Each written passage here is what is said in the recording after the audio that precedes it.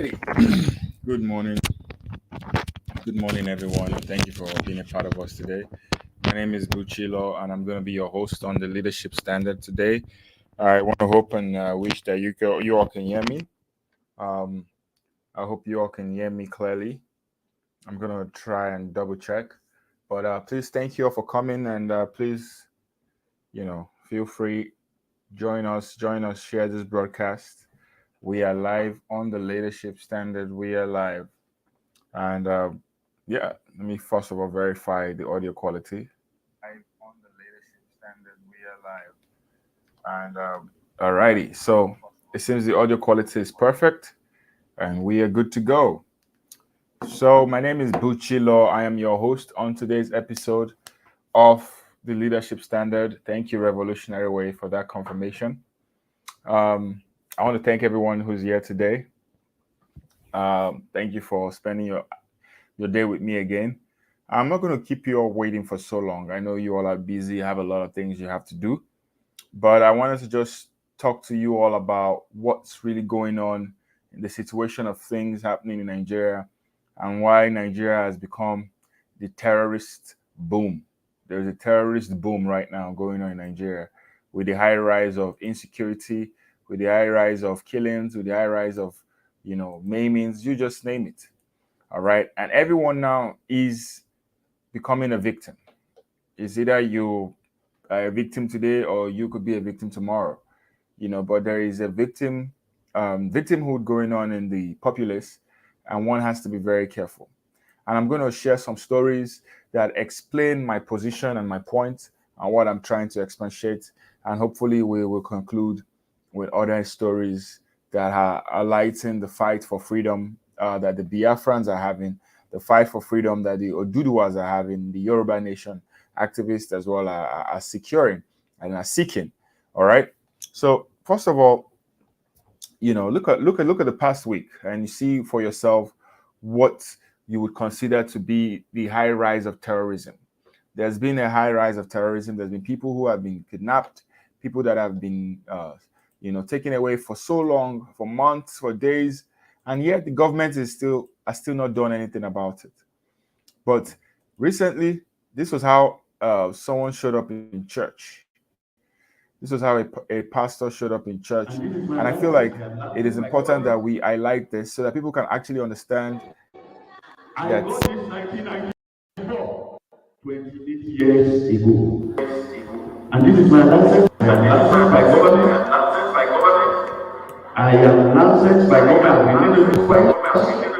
It has expired now and is going to renew it. I got this 1994, 28 years ago, and this is my license. I am licensed by government. I am licensed by government. I've been renewed twice. It has expired now and is going.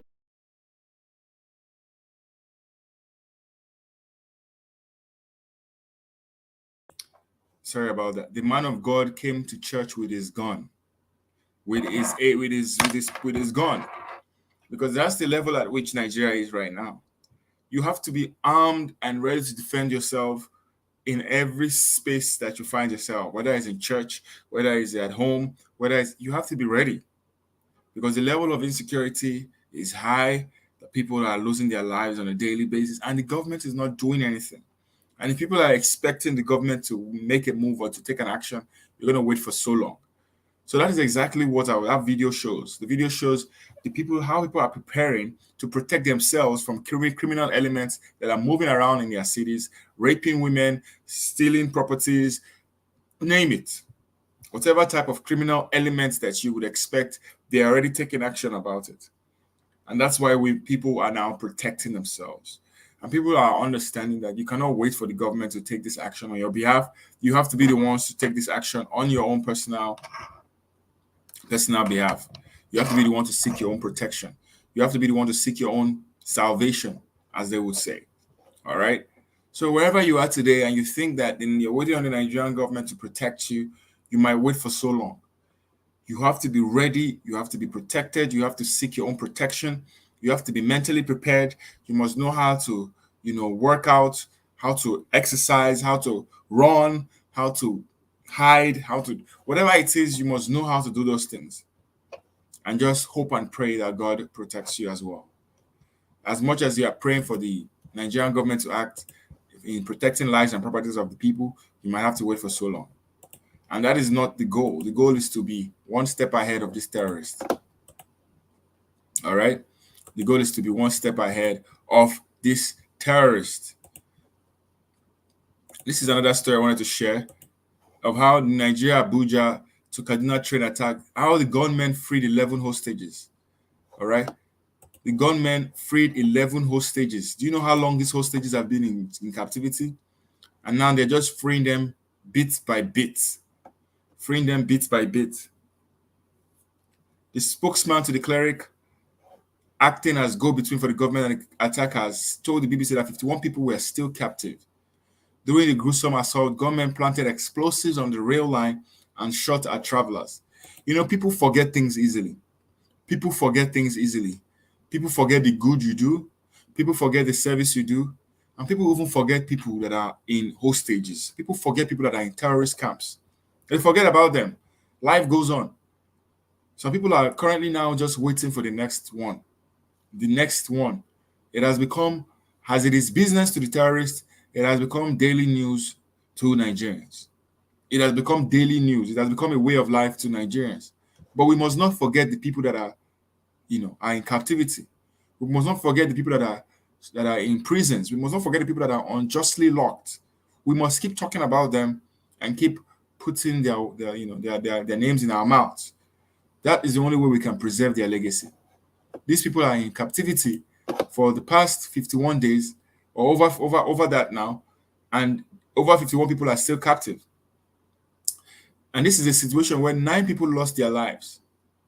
And the government blamed the attack on jihadist group working with local militia. But right now, they said there are negotiations between the government and the kidnappers. Let's see how that works. But again, the point is just only 11 people were released. And no one knows the situation. No one knows the circumstances that led to their release. But the point is that Nigeria is unsafe for any right-thinking person. Nigeria is unsafe for any right-thinking person. Any person that is still in Nigeria, still fighting to hold that entity called Nigeria, you're on your own. Because the amount of terrorism and the amount of people, the amount of power these people have to buy off people, to buy off the police, to buy off the military, the amount of power that these terrorists have is shocking. It's very shocking. The amount of firepower they have, the amount of dedication they have, the amount of passion they have. Because these people have so much passion for what they are doing that they even have more passion than the security agencies. They have more passion for what they are doing, even more than the people that are expected to protect your life and your properties. So therefore, you are on your own. At the end of the day, it's obvious that you are on your own. And if care is not taken, more lives and more properties will be lost. And that's the reason why a lot of people are seeking for a referendum so that they can determine their own destiny and their own fate from the hands of these mindless thugs, mindless criminals that are going about killing people. All right. I also want to show another story of, I want to share this story of how, suspected headsmen, naked women with pots on their head, killed 20, burn houses on hometown of Nigerian singer Two-Face Idibia. Now, this is another story of terrorists. At least 20 persons have been killed by suspected herders in Igama, Edumoga community in the Okpoku local government area of Benue State. That is the area that, Two-Face is from. Some residents told Sahara Reporter that the suspects have been invading communities in the area in the last 2 weeks. Last 2 weeks.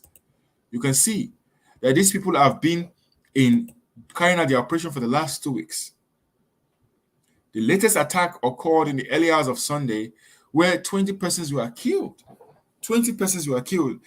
Brothers and sisters, these are not 20 goats. This is not 20 goats where you kill 20 goats for your for your wedding celebration, or you kill 20 goats for your for someone birthday celebration.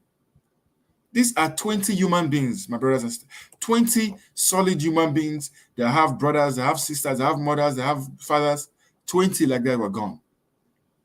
20 in just one community. And do you know how many communities are facing the same similar type of attacks?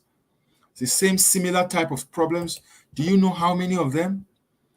Do you know how many villages are facing similar attacks? Because there is no protection. There is no protection, whether from the police, whether from the military, whether from anything. And these things go on for hours. And even if these terrorists leave, they come back again. They said the attackers were more than 50. The attackers were more than 50. Amongst them were 2 women who were naked with pots on their head making incantations. The youths tried to confront them, but they were overpowered by their numbers and the weapons they came with, as bullets could not penetrate them. 20 people were confirmed dead, many injured and houses burnt. And this community is under Okpoku local government area. And after the attacks, police and soldiers came to carry the corpse and deposit them in the mortuary. After the attacks, as you can see, the police and the military only came after the attacks.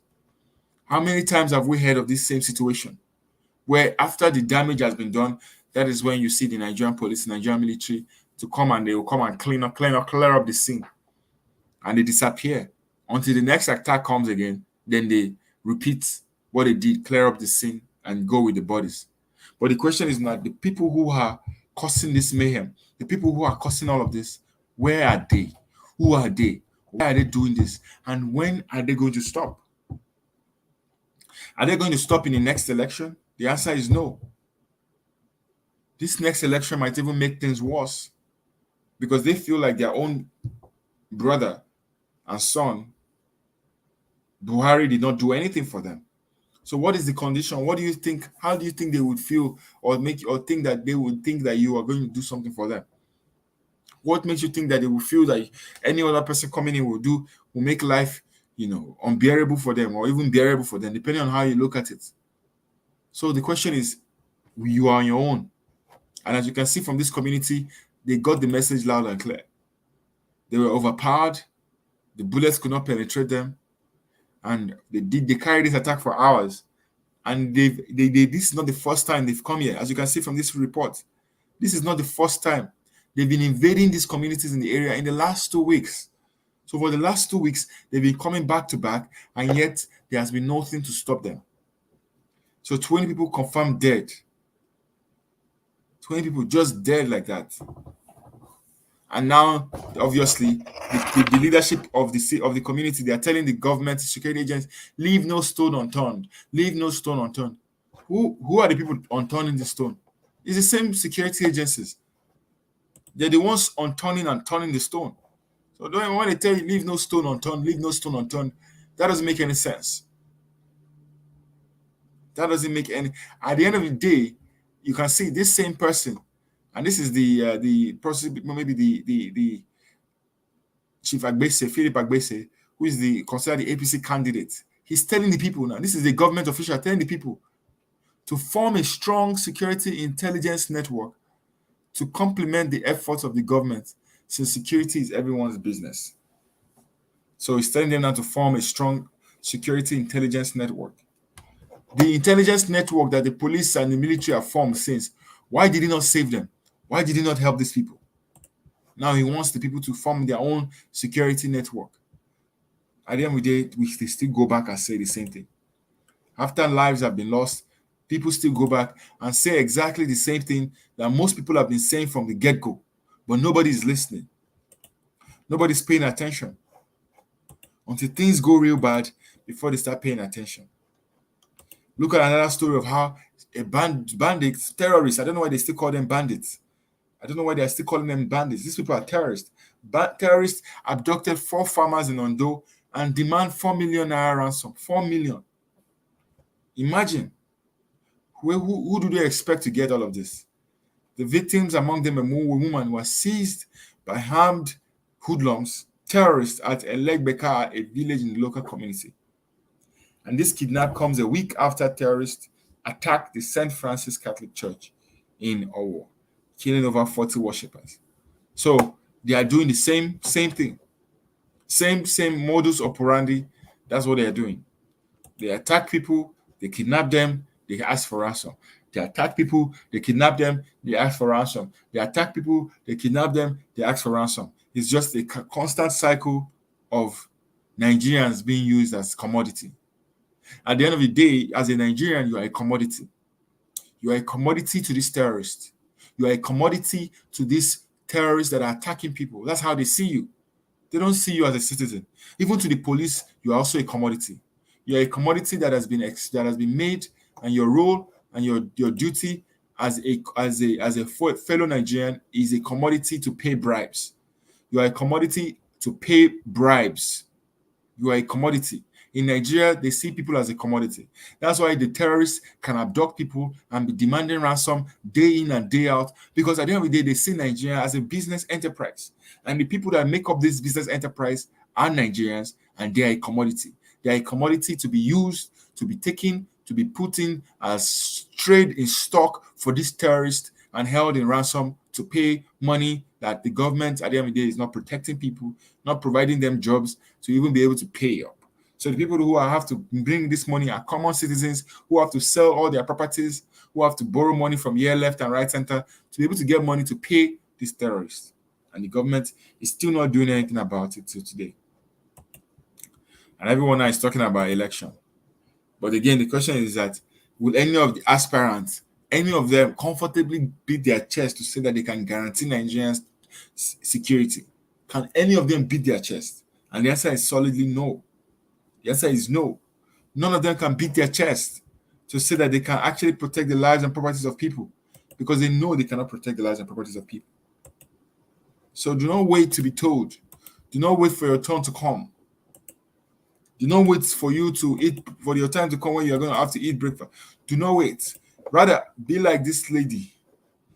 Be like this lady who came prepared. She came prepared.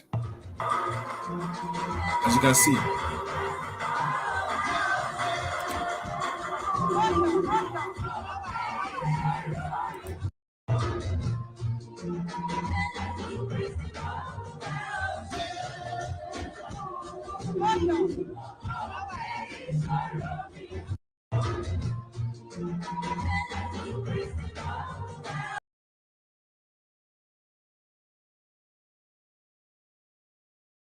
As you can see, she came prepared. She came with her own gun, because that's the only language that these terrorists understand. These terrorists, they don't understand, please, I beg, forgive me, please. They don't understand that. What they understand is you have to be ready to protect yourself. On a good note, on another note, I want to talk about this story of how Nnamdi Kanu's lawyers moved to sue the UK Foreign Secretary and to force the Britain to take action over IPOB leaders' alleged torture or rendition to Nigeria. All right. So this is a very good developing story. We're hoping that this story brings out positive results. The lawyers have every right to sue, because how can the foreign secretary be out there not saying anything about a UK citizen that was kidnapped from Kenya and brought all the way to Nigeria to face torture and to face inhuman treatment, facing all types of inhuman treatment. So it's only good that this actually gets to court, and the judge definitely convicts, or rather, let me not even use the word convict, but definitely upholds the law. He has to uphold the law and order this foreign secretary to take immediate action. Immediate action. And at the end of the day, when the government of Britain is forced to take immediate action, the Mazi Nnamdi Kanu can still file a damages suit against them for their delay, because they've delayed so many times in helping this man come out of this prison, come out of this jail. And I also want to use this opportunity to thank everyone who has been fighting, who has been making this difference. The lawyers, the UK lawyers, they have been amazing. And every other person that has been holding on the fort, they've been amazing. There's currently a protest going on right now in Belgium. There's a protest going on right now in Belgium, where a lot of people are,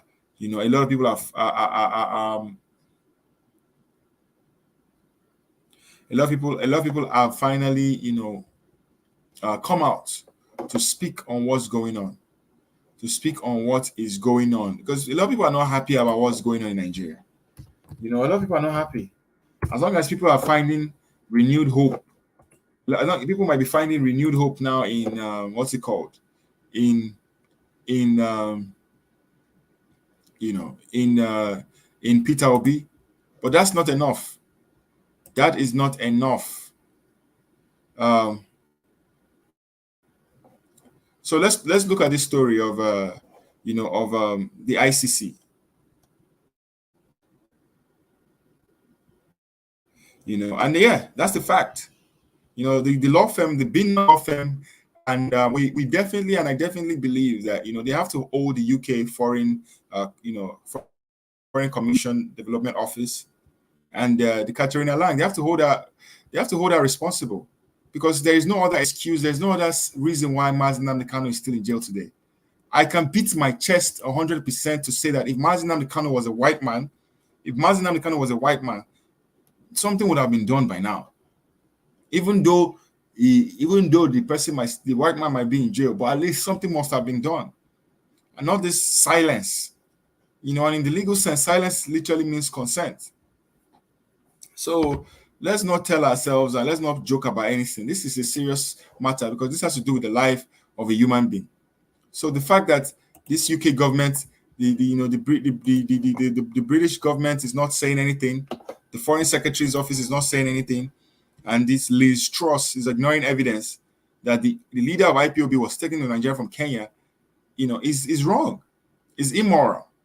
The IPOB leader is a British citizen. His supporters and family have been disappointed that they are not working to get him freed.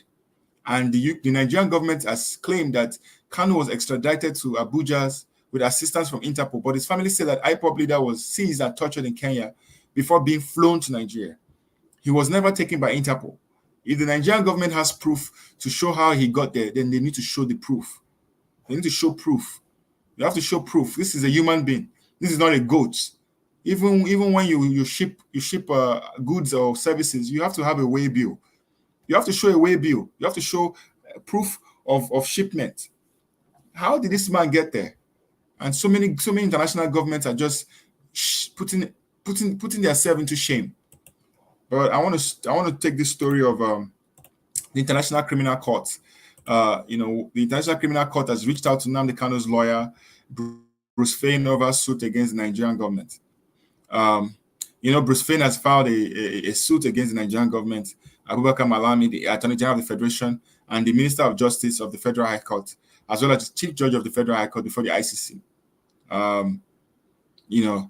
And they've shared, the International Criminal Court has said that the suit has been substantiated by probable cause. And probable cause in law is just the fact that, yes, there's a likelihood that this actually happened. That's what probable cause is. There's a likelihood that this happened. And because of that likelihood, because of the likelihood of Mazi Nnamdi Kanu being kidnapped, that is enough reason why the International Criminal Court can step in. All right. Now, Bruce Fein gave the update on his Twitter account, pretty much just his regular tweets, and said he has obtained a notice from Karim Assad Ahmad Khan, the ICC prosecutor, which said that his complaints are substantiated by probable cause. So, Bruce Fein filed a criminal complaint against the three legal authorities for conspiring with Muhammadu Buhari and the Kenyan president to commit crimes against humanity, which resulted in the arrest of Mazi Nnamdi Kanu, as well as the abduction. Let me not even use the word arrest, as well as the abduction of Mazi Nnamdi Kanu, from Kenya, and its transfer to,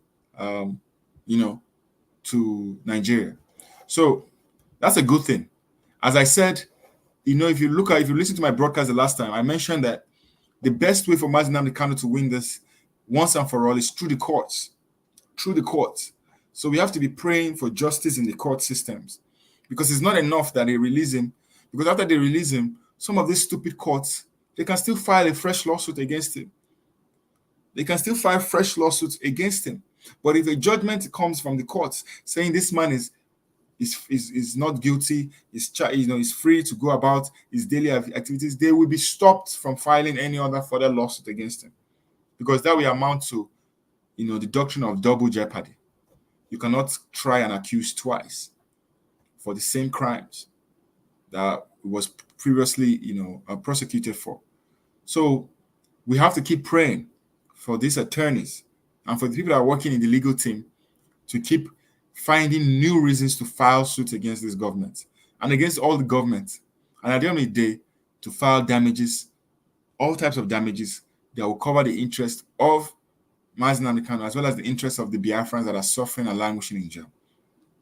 So, having said that, I want everyone's eyes to be on deck.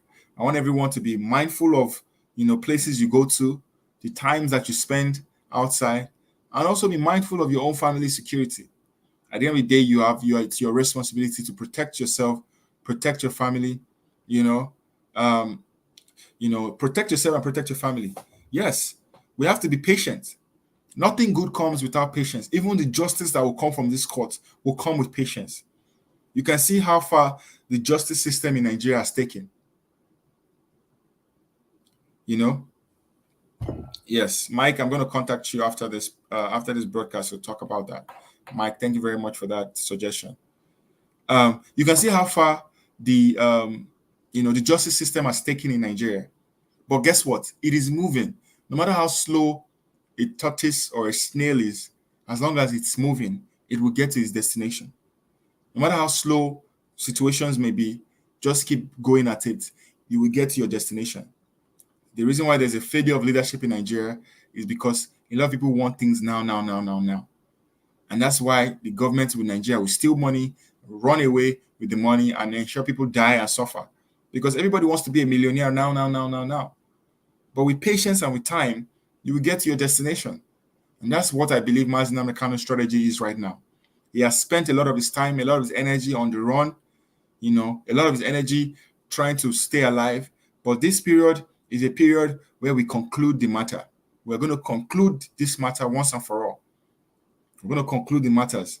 The matters are in court now. Let it all be concluded, and it will be concluded in victory for Mazi Nnamdi Kanu and victory for every other person that has been locked up unjustly in Nigeria for believing in what they believe in, for their self-determination, for fighting for a referendum. And I wanted to. Oh, I think I probably must have deleted it. Okay, no, I'm going to do this. I'm going to show this broadcast. This will be the last one I'm going to do, just to show you that you cannot call these people terrorists. How does it make sense to call people who are fighting for their freedom terrorists? Look at this video.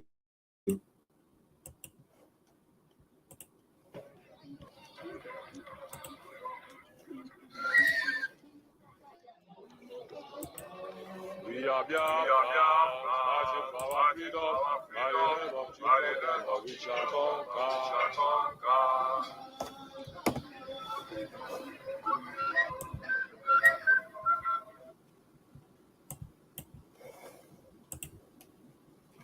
Yeah, the Wi-Fi is kind of bad. But the point I was trying to make in this video was to show you all how much energy people are putting in to ensuring their freedom. And I think that message has been passed. The government of Nigeria is not doing anything to protect the people. Right now is election season. And if you know a bit about Nigeria's history, during election season, that is when more people die. More people die during election season than any other time in the history of Nigeria. I don't know why, but that is what it is. So thank you all for being part of my show today. I really appreciate Mike. I really appreciate Revolutionary Way. Mike, I'm going to be reaching out to you. We can talk about that and see how we can move on from there. So until further notice, please stay well. Do have a wonderful